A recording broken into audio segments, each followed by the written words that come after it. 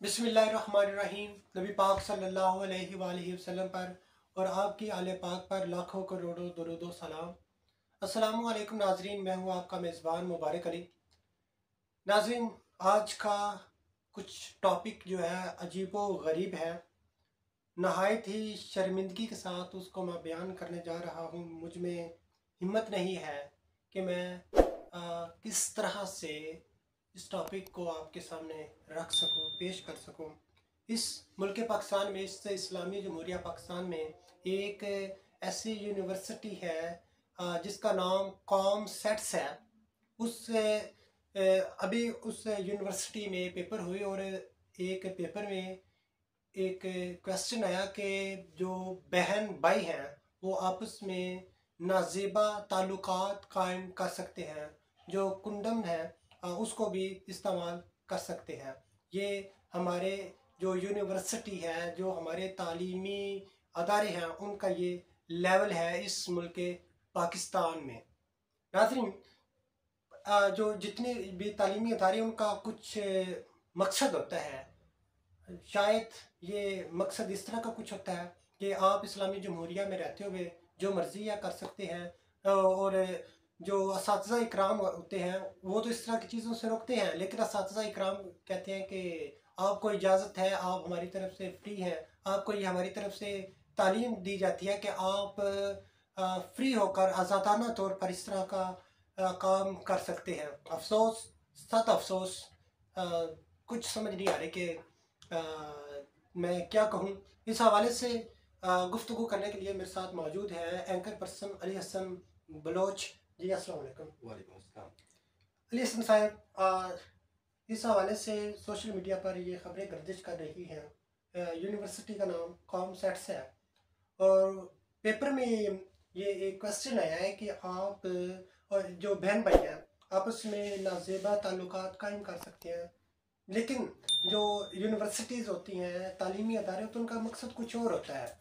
इस हवाले से आप क्या कहना चाहेंगे? बिस्मिल्लाहिर्रहमानिर्रहीम। सबसे पहले तो ये मुझे पहले जब मैंने देखा तो मुझे हंसी आने लग गई है। ये जो सवाल उन्होंने क्रिएट किया, सिनेरियो मैं नाज़रीन को बता दूं कि जो सिनेरियो पहले उन्होंने पेश किया कि ये सिनेरियो है और इस सिनेरियो के तहत वो ये काम कर सकते हैं या नहीं कर सकते। सिनेरियो में दो किरदारों का नाम दिया गया है, जिसमें एक मार्क है, एक जूली है। मार्क लड़का है, भाई है, और जूली जो है वो बहन है। तो बताया कुछ यूँ गया है कि मार्क और जूली समर वेकेशंस पे, छुट्टियों पे हैं और वहाँ एक एक गेस्ट हाउस में एक रात रहते हैं। कमरे में दोनों बहन भाई अकेले हैं। जो मार्क है उसके पास कॉन्डम्स हैं।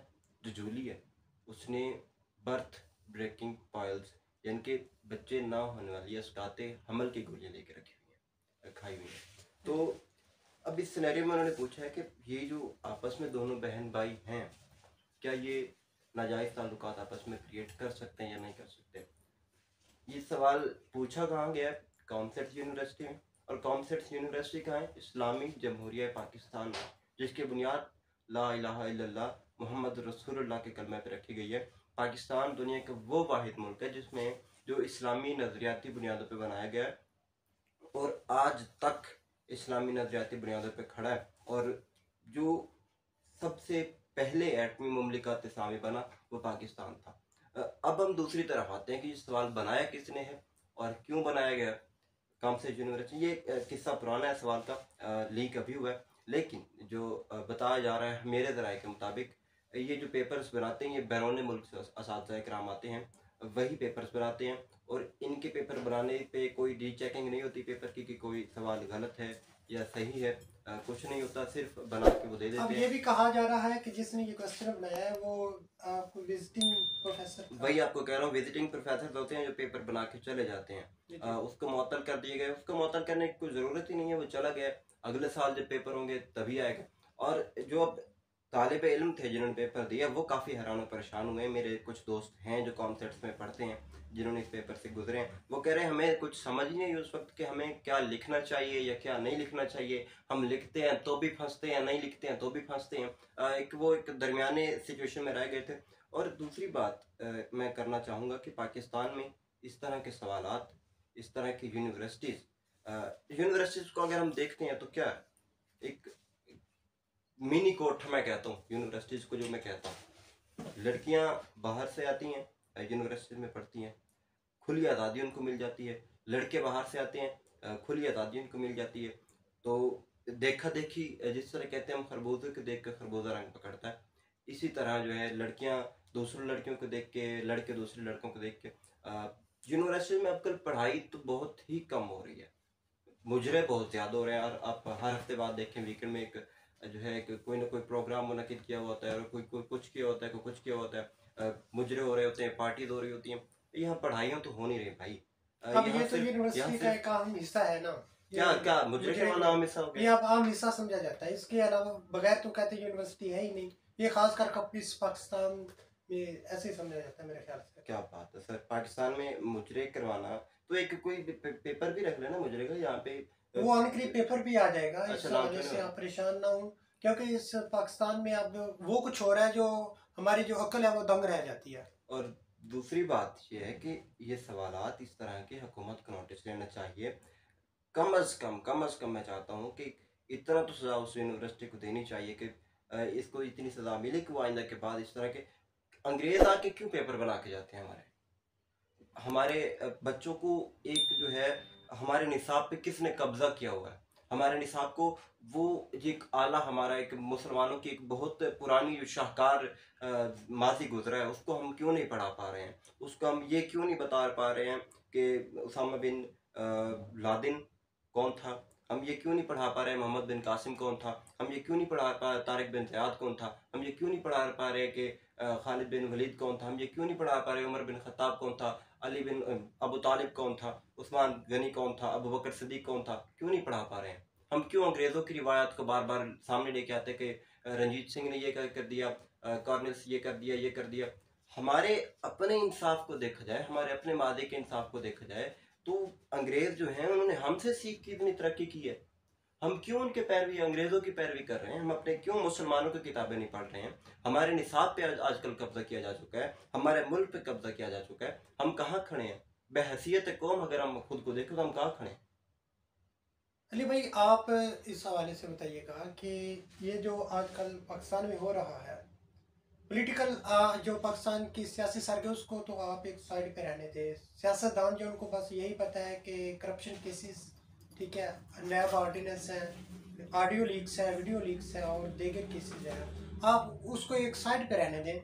ये जो तालीमी अदारों में हो रहा है, तालीमी अदारे तो इस सियासत का हिस्सा ना बने, उनको तो कुछ होश के नाखून लेने चाहिए।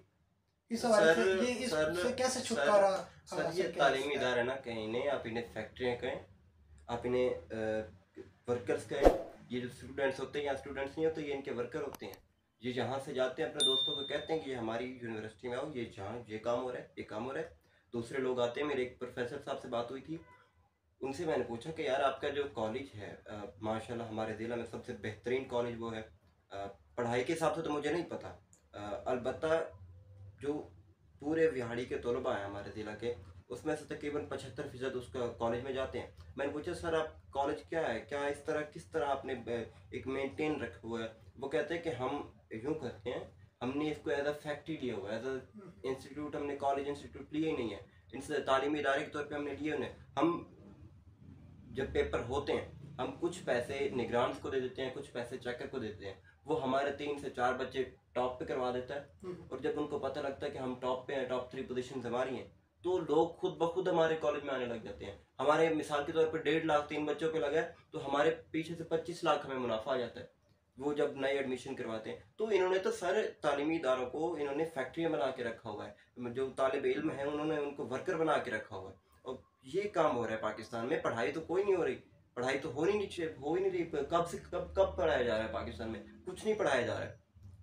और दूसरी बात ये कि ये जो स्टूडेंट्स हैं, इनको भी चाहिए कि अपनी जो यूनिवर्सिटी है इनके खिलाफ, इसके खिलाफ एहतजाज करें और बायकाट करें यूनिवर्सिटी का, कि हमें तब तक हम इस यूनिवर्सिटी में नहीं जाएंगे जब तक ये सवाल और इसके जिम्मेदारान को आप तक नहीं पहुंचाया जाता। ये सवाल पाकिस्तान में किस तरह बनाया गया, किस तरह पेपर में दिया गया, एक पढ़ते हुए बंदे को शर्म आ जाती है कि यार ये सीन, ये सिनेरियो, उन्होंने पूरा एक सिनेरियो बता दिया गया कि भाई ये सिनेरियो है, ये खाका है सारा, इस खाके से मुतालिक ये काम कर सकते हैं या नहीं कर सकते, यार शर्म नहीं आई आपको?